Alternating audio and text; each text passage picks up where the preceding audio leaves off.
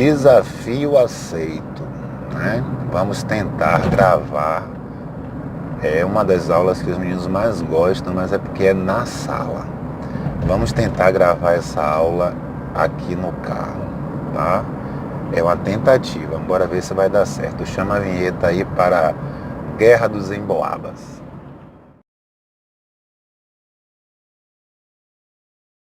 No início o universo era denso e quente. Após bilhões de anos houve a expansão e de repente a terra esfriou, os autótrofos surgiram, neandertales, ferramentas, a muralha da China, matemática, ciências, história e o mistério que começou com Big Bang. Big Bang, a teoria. E aí, galerinha? Bem, a Guerra dos Emboabas. A primeira coisa que vocês têm que saber é o local, né? Foi em Minas Gerais. O formato de cobrança da Consultec, que é quem faz a prova do CFO, ela costuma colocar o mapa, colocar os números, né? Porque Consultec não tem ABCDE. Consultec é 1, 2, 3, 4, 5. Eles botam o mapa, espalham os números, 1 a 5, aí fazem a pergunta, né? E aí você tem que identificar qual é a manifestação que eles estão citando. Além de identificar qual é, você tem que identificar onde foi e localizar no mapa. Então é a forma mais difícil que tem de cobrar. E a Guerra dos Emboabas foi em Minas Gerais, então a primeira coisa que vocês têm que saber é que ela foi em Minas Gerais, ponto. Foi uma revolta que envolveu bandeirantes paulistas contra Emboabas. E aí vem um segundo ponto, professor. O que era uma emboaba? A emboaba era uma ave de pernas compridas. Emboaba é um termo tupi, né, que significa aves de pernas longas ou aves de pernas compridas. Aí eu tive um aluno que chegou na sala e falou assim, então foi uma guerra ecológica, os bandeirantes saíram matando tudo que era ema, era avestruz. Não, pelo amor de Deus, tem nada a ver. Vocês vão entender daqui a pouco por quê.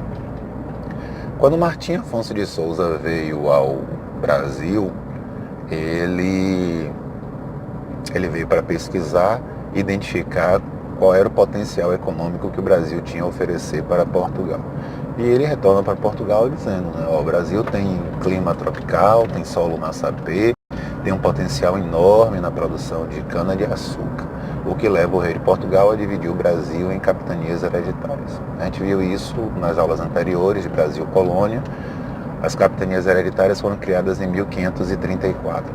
Só que em algumas regiões do Brasil, o rei enviou expedições em busca de ouro, prata e metais preciosos, né? Diamante também. E aí quando eles chegam naquela região ali do sul do Brasil, da colônia brasileira, né, eles vão entrar pelo interior do Brasil, financiados pelo rei de Portugal. É o que nós chamamos de entradas, certo? E eles vão ficar ali alguns anos procurando ouro, não vão encontrar o ouro, né? Eles obedecem ao Tratado de Tordesilhas, né? São expedições oficiais, financiadas pelo rei, todas as despesas pagas pelo rei. Então eles se concentram ali mesmo pela região de São Paulo. Só que com o desenvolvimento econômico do Nordeste, né? A produção de cana-de-açúcar, o rei de Portugal incentivando o plantio, enviou o governador-geral, né? A intenção do governador-geral era estimular os produtores, né? O rei resolveu abandonar o projeto de entradas para se concentrar na produção de cana-de-açúcar. Só que os caras que estavam lá, eles não queriam ir embora, eles já estavam adaptados à terra, já conheciam os índios, já haviam se envolvido com os índios, né? Inclusive tem uma série da Globo, foi uma novela da Globo chamada A Muralha, né? Que fala exatamente sobre esse convívio com os nativos, né? Aprenderam a falar tupi, aprenderam a andar descalços, aprenderam a reconhecer plantas que curam, plantas venenosas, animais peçonhentos. Então eles não foram embora, eles continuaram lá na região procurando metais preciosos. À medida que eles iam se embrenhando pela mata, eles ultrapassaram o Tratado de Tordesilhas, não havia mais a necessidade de respeitar, já que eles não eram mais financiados pelo rei. Então já havia uma diferença. Quando era financiado pelo rei, eram as entradas, e quando não era financiado pelo rei, eram as bandeiras. Tá? Então os bandeirantes de São Paulo, também chamados de bandeirantes paulistas. E aí eles saíram de São Paulo andando lá a pé descalços procurando ouro. Interessante que eles chegaram em Goiânia. De São Paulo para Goiânia são 2.000 quilômetros, ou seja, os caras andaram a pé descalços 2.000 quilômetros. Quem é de Goiânia aí sabe que na entrada da cidade tem um monumento aos bandeirantes paulistas. O monumento aos bandeirantes paulistas é justamente uma referência aos primeiros colonizadores que chegaram na região. Aí no retorno eles chegam na região das Minas Gerais e encontram ouro na região. Quando eles chegam naquela região que eles encontram ouro, eles ficam com as melhores lavras de terra, ou seja, as terras mais produtivas de ouro eles ficaram. A notícia se espalhou e aí chegou em Portugal, o rei de Portugal vai criar a forma de taxar o ouro, né? Os baianos vão migrar para Minas em busca de ouro, ocorre o declínio da produção de cana-de-açúcar, porque todo mundo quer enriquecer rápido e aí desce para Minas, né? Pernambuco desce para Minas, Maranhão desce. Aí na sala eu brinco e digo assim, gente, até Cajazeira vai descer, e vai descer de camisa colorida, né? E aí a galera chega na região, gente de Portugal tá vindo para o Brasil para extrair ouro nas Minas Gerais. Só que esse pessoal que chegava na região das Minas tinha um choque cultural com os bandeirantes que já estavam lá. E o primeiro choque era na vestimenta. Enquanto os bandeirantes andavam descalços, porque se habituaram a andar descalços, os forasteiros usavam botas compridas acima do joelho. Deixava eles com aquelas pernas finas e compridas. E é por isso que os bandeirantes paulistas, que falavam fluentemente o tupi, apelidaram os forasteiros de emboabas, porque eles pareciam aves com pernas compridas, certo?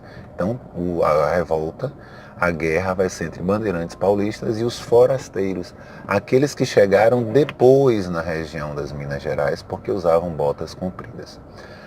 Só que essa galera que chegou lá, eles estavam insatisfeitos porque os bandeirantes ficaram com as melhores terras e eles vão brigar por essas terras. E essa briga é o que a gente chama de Guerra dos Emboabas, quando ocorre uma disputa pelas melhores terras, as terras mais produtivas, né? E essa guerra acaba com tropas, né, enviadas. Já haviam as tropas locais, que era para garantir que não aconteceria o contrabando, mas aí foi enviadas mais tropas, né, mais bem preparadas, saídas de Salvador, com a intenção de acalmar o movimento. E aí eles apoiaram os emboabas, né, porque tinham uma referência portuguesa, não tinham uma referência indígena, isso era complicado para o rei de Portugal, né? E aí na sala eu cito o exemplo de reintegração de posse. O dono da terra hoje vai à justiça e ele ganha um processo chamado reintegração de posse. E naquela época os bandeirantes não teriam direito à reintegração de posse, porque a justiça daquela época não é a justiça de hoje. A justiça daquela época era a justiça do rei, era o interesse do rei, a necessidade do rei. E aí o rei envia as tropas para que apoiem os forasteiros e os bandeirantes cercados em um capão, né, eles se rendem. E quem se rende tem intenção de ter a vida poupada.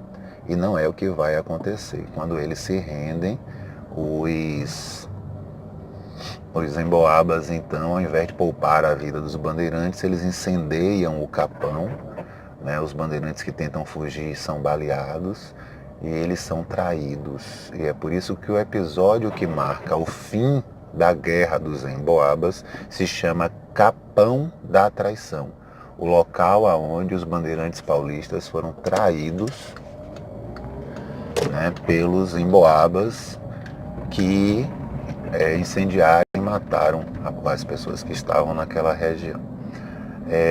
Eu acho que eu cumpri a tarefa e consegui explicar um pouquinho melhor a questão dos emboabas, mesmo sem citar o exemplo da sala.